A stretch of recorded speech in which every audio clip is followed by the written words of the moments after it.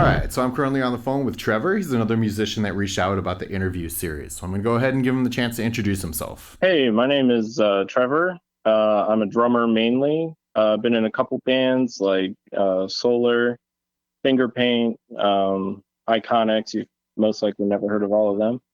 And I make music on my computer right now, mostly FL Studios. Awesome, very cool. So tell me a bit about how you first came in contact with music. What about it was motivational, inspiring to you? Well, there's actually two events that happened to me. The first one, I was maybe 13. Buddy of mine, his name was Pierce. He wanted to make like a Nirvana type band. So we were 13 at the time. We didn't know anything, and I thought it was just a lot of fun. So we just played around in his house for a little bit. Didn't really think too much of it. And then when I was about 15, a friend of mine got a drum kit for Christmas. And it turns out after just hopping on the kit a few times, I was actually really decent at it for never even hopping on. So a few weeks of that went by, and I started covering songs like "A Day to Remember," "Avenged Sevenfold," "Paramore." We even played a talent show, and it was kind of at that point that I realized I was going to be playing music for a long time. Okay, and was that kind of in high school or pre-high school? What kind of age range were you in at that time? Um, that was that they were in high school. I actually was taken out at eighth grade and got my GED later. So this was probably high school era. Okay. And so you kind of hinted there that most of your learning process was done by just learning songs that either you Yep. knew or heard on the radio kind of thing. You didn't do any sort of like formal one on one training or anything like that? Not until I was maybe 22, 21 or something. Okay. Um, Around that time, I actually did open mic nights. And a guy comes up to me and he offers me drum lessons, and I'm not going to turn that down. So I ended up giving him probably five or six lessons, and he taught me things like basic rudiments. He told me that I should probably set maybe 40 songs to cover, just in the back burner if you ever needed to whip a song out, which has been great advice in my history. And yeah, just basic stuff. But those lessons were probably the only thing that saved my career, believe it or not. Even though it's not gone anywhere, but those lessons really stuck with me. Sure. So, between the time of you like learning some of your favorite songs up until the point where you decided you needed to take one-on-one lessons, what was kind of the change there? What kind of pushed you in that direction? Well, he had criticized my playing a little bit, and it was probably the first time that anyone had ever done that. It was at the open mic, and it didn't turn me a type of way or anything, but it was definitely something to think about. So, I after taking his advice, it really turns out that I was actually pretty novice. I had played songs, but all my sticks were breaking all the time. I needed cymbals replaced. Just little things, little quality of life changes is what really set the game. Sure. So just like kind of fine tuning the technique. Right, right, getting Okay. show ready. So, what kind of pushed you from that point, once you got comfortable with, learning technique and everything, into working with other musicians, then looking for bands to play with? Well, I had really been playing with other musicians mainly this whole time that I'd been kind of messing around on the kit, and I didn't really think about it, but I had been getting experience with these people this whole time, and I think I was about probably probably 22, a little bit after the practices or the lessons there.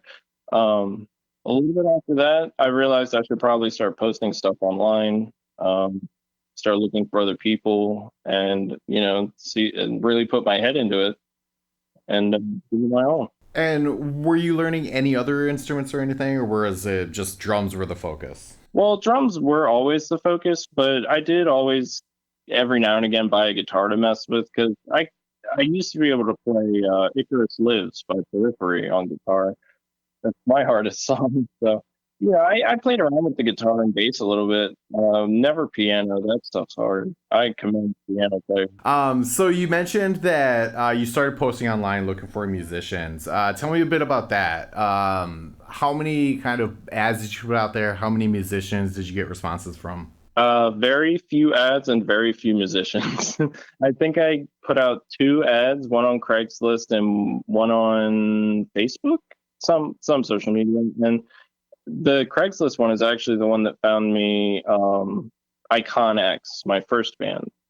And this is my first band at the time, getting ready to try and be a professional musician. So I'm going 100% at it every week. But lo and behold, it turns out the vocalist was controlling so much of the music after all this time that I was just kind of a replacement by that point, and I didn't really have too much of a say in the music. I could write all the drums, but the music was a different story, and I didn't like that. Sure. So you kind of came into that project when it was already kind of going strong. Right, they were like 5 years in, Okay. which is wild because I never played any shows. Right.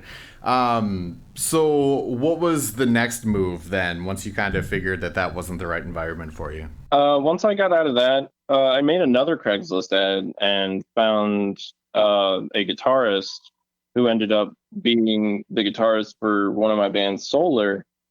And that group actually got quite a few shows up in Jersey, a couple in northern Delaware. And the guitarist, he didn't play, he played like North Lane kind of metal. So that wasn't my bag. I was still more into the progressive, jazzy stuff, if anything. But again, this is another band I'm trying to push into being something. So I stuck it out, and we didn't get popular, but we did have like in-group fans. So it was kind of something, but I knew that it wasn't going to go anywhere. I knew it was going to be a means to an end once I heard the music. Okay. And are you still with that band? No, no, that was a few years ago. Yeah, the guitarist that I was telling you about, he ended up taking our CD sales and leaving. Oh, So nice. That was we had to that break was up. generous of him. So, what was the next step after that? Once he ran away with the money, what was your kind of decisions you made? Actually, I didn't even make a decision at that point. An old friend of mine that I had met through shows, he had reached out to me. I think it was only 3 weeks after I had left that band, ironically, reaching out looking for a drummer because he said he would a couple years ago before this point if he ever needed anyone. So he held up his end of the when I heard these guys play, they were called Welcoming War. There was progressive elements, there was metal elements, there was a lot of really nice, tasteful things in this group. But sadly, the guitarist and probably the bassist didn't really want to go and play shows like I did. They wanted to be more or less a garage band, and it never went anywhere for about 2 years. You say it didn't go anywhere for a couple years. Is that at the point where you kind of moved on from it, or Yeah, I actually sold my drum kit for financial reasons, but he had an electric drum kit that we were playing on. So when I had sold that, he actually took his electric drum kit out of the shed the next time I went up. So he must have taken it the wrong way. And he never talked to me again. so where are you now? What are you looking for? What kind of projects are you involved? So right now I'm posting VST instrumental music on SoundCloud, and I kind of put together videos for YouTube. It's progressive metal kind of stuff. I really wanted to have this Tesseract or Periphery kind of sound, but I'm not really a guitar player, so the rhythm sections all sound really good, but the guitars always are left to be desired. And that's where I'm at. I'm trying to find other members to try and put something together to, maybe get my name out there a little bit and hopefully land something. Okay, so you've kind of moved on to the solo writing and producing and kind of doing it in, your own time and in your own space. Yep, yep, definitely. I don't have a practice space for my drum kit, So when I do want to go play drums, I have to go to the local park and set Uh, up. It's kind of inconvenient, but a lot of people like it. yeah, that's So not so bad. I've done that a couple times. It works out. It's like weird busking, but for drums. right. Yeah.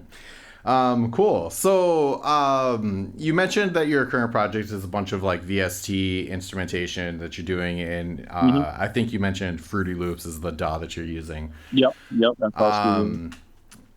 What are your kind of hopes for that beyond, just getting your name out there? Where do you want to see your music go? Well, I can already see on TikTok. I posted 4 songs on TikTok for the video, and those already accumulated 1,100 views within probably a few days. So it kind of tells me that some people out there do like what I'm writing. So that's just all incentive enough for me to keep writing, keep making videos right now, and just try and push the project forward. Meaning, or being undefined galactic hiatus, the project.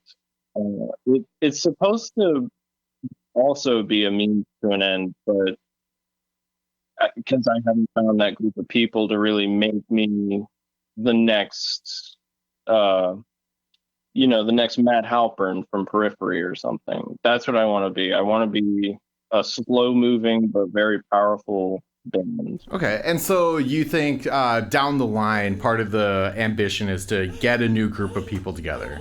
Yeah, whether it be online or in person, it's probably going to be online because of my area. It's very coastal. So this kind of music doesn't really fit around here. Okay. Well, cool. So tell me a couple of, your memories that stand out to you. Maybe not necessarily your favorite memories, because I know a guitarist ran away with all your money. That probably had an impact on you. But There's what are fewer some things things that than stand that. out to you about your time working in music? Well, there were 2 shows or 2 events that I had gone to drum clinics for Matt Halpern, drummer of Periphery. He was holding these clinics a little bit up from where I was living, so it was a very introductory course, I guess you could say. It wasn't advanced, but um, it was it was a lot of fun because I saw him. I actually showed up late because there were 2 of these same music stores in the same town. But I got there and he actually called me out and he said, "Hey, you're the kid I saw from Warped Tour." So that was actually very, very cool of him to do. He didn't have to do that. So, and then after that, after the lesson, we all got to hop on the kit for a little bit that he was playing on, the Mapex kit.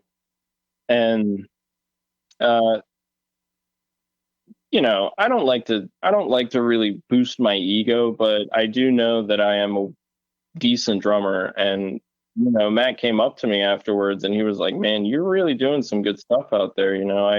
I hope you really stick with it." And you know, and he said to me, "One day they'll remember you for something other than your purple hair," because I have purple hair.